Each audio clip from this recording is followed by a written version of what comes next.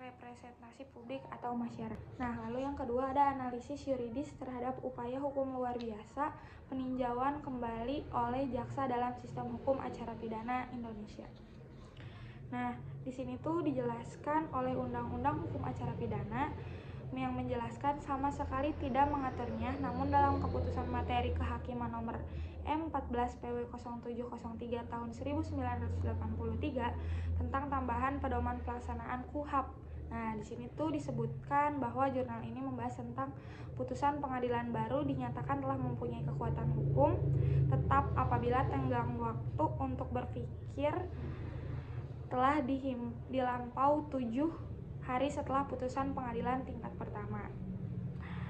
Nah, di sini itu dibahas bahwa memberikan wewenang kepada jaksa untuk melakukan peninjauan kembali. Peninjauan kembali yang dilakukan oleh jaksa bukan merupakan penemuan hukum, hanya merupakan penafsiran hukum. Nah, jadi Mahkamah Agung itu harus mengeluarkan surat edaran yang berisikan dengan dan pembatasan bagi jaksa untuk mengajukan peninjauan kembali. Lalu yang ketiga tentang perlindungan hukum terhadap anak nakal dalam proses acara pidana Indonesia. Di sini dijelaskan bahwa dapat ditarik kesimpulan bahwa pelaksanaan proses acara pidana terhadap anak lokal yang terjadi di wilayah hukum Kota Semarang telah sesuai dan merujuk pada KUHAP. Undang-Undang Nomor 3 Tahun 1997 tentang Pengadilan Anak, proses ini berawal dari adanya laporan atau pengaduan atau bahkan terhadap tentang pengadilan anak. Nah, proses ini berawal dari adanya laporan atau pengaduan bahkan tertangkap tentang adanya perkara anak nakal yaitu juvenile delinquency di wilayah hukum Kota Semarang. Nah, perkara ini tuh dibawa ke Polwitabes Semarang dan ditangani oleh penyidik. Kemudian apabila terbukti adanya tindak pidana, maka dilanjutkan proses penyidik oleh penyidik anak pada RPK Polwitabes Semarang. Nah, jadi di sini tuh dalam setiap tahapan yaitu penyidikan, penuntutan umum anak dan hakim anak selalu meminta pendapat pembimbing kemasyarakatan pada Bapas Semarang untuk mengetahui keadaan anak yang sebenarnya. Nah, di sini juga terdapat perlindungan hukum terhadap anak nakal itu yakni juvenile delinquency dalam proses acara pidana di wilayah hukum Kota Semarang telah dilakukan semaksimal mungkin sesuai Undang-Undang Nomor 3 Tahun 1997.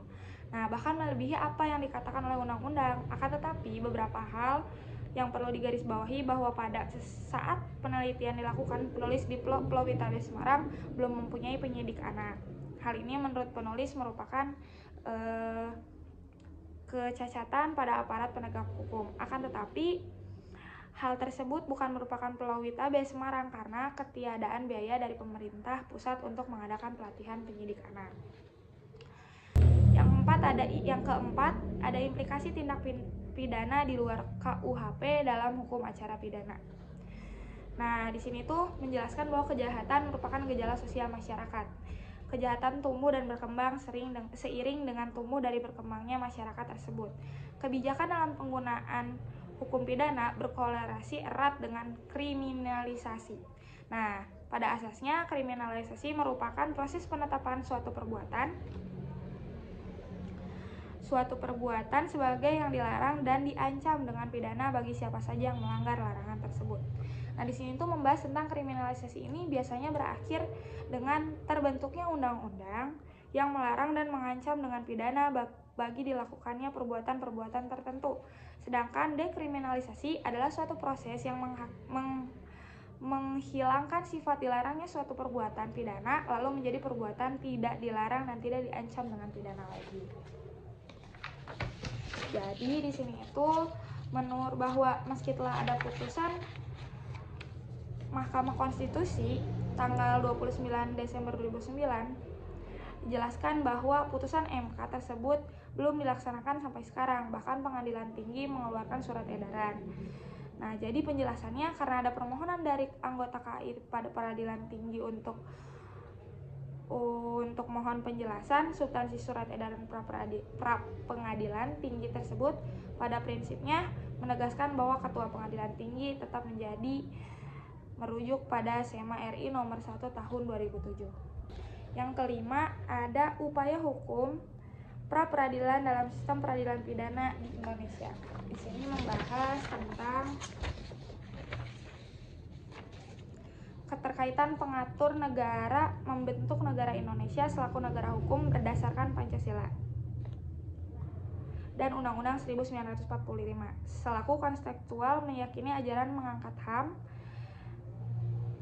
demi menyelamatkan kesetaraan penduduk negara di muka hukum demi mengangkat hukum dan pemerintahan. Nah, di sini tuh ngejelasin juga bahwa dari pertimbangan hakim menemukan sprindik landasan pemeriksaan pada Budi Gunawan tidak benar berdasar hukum. Pengaturan pra peradilan dalam sistem peradilan pidana dalam hal ini diatur di dalam Undang-Undang Nomor 8 Tahun 1981 tentang Hukum Acara Pidana pasal 77 KUHP, yaitu pra peradilan ialah wewenang pengadilan negeri memeriksa dan memutus terkait sah atau tidak penahanan, sah atau tidak pemberhentian penyidik atau pemberhentian penuntutan, permintaan ganti kerugian, rehabilitasi. Itu dijelaskan bahwa MK memberikan wewenang lembaga pra peradilan juga termasuk sah atau tidak penetapan tersangka, penggeledahan dan penyitaan keabsahan pra peradilan yang belum diputus materi apabila materi pokok perkara telah disidangkan pada mekanisme penyidik dilakukan KPK. Nah, oleh karena itu materi pokok perkara pengadilan yang disidangkan dinyatakan gugur. Lalu yang keenam ada hak-hak tersangka Miranda Rule pada tahap penyidikan dalam Kitab Undang-Undang Hukum Acara Pidana.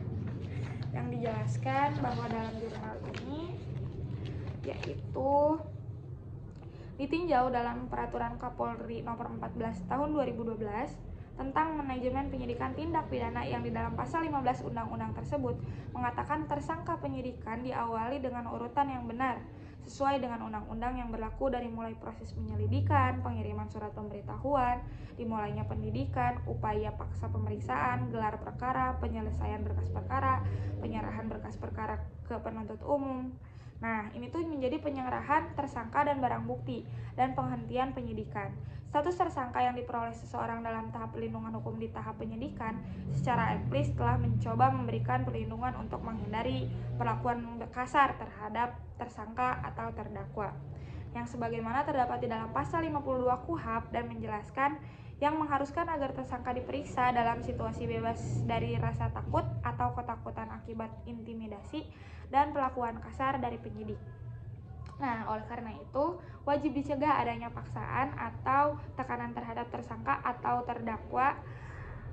Kalau kita lihat juga dalam saat penyidik akan dimulai, tersangka harus benar-benar dalam keadaan bebas dari rasa takut atau bebas dari intimidasi penyidik. Tegasnya tersangka tersebut harus benar-benar dalam keadaan bebas dari segala tekanan dalam bentuk apapun baik fisik maupun psikis.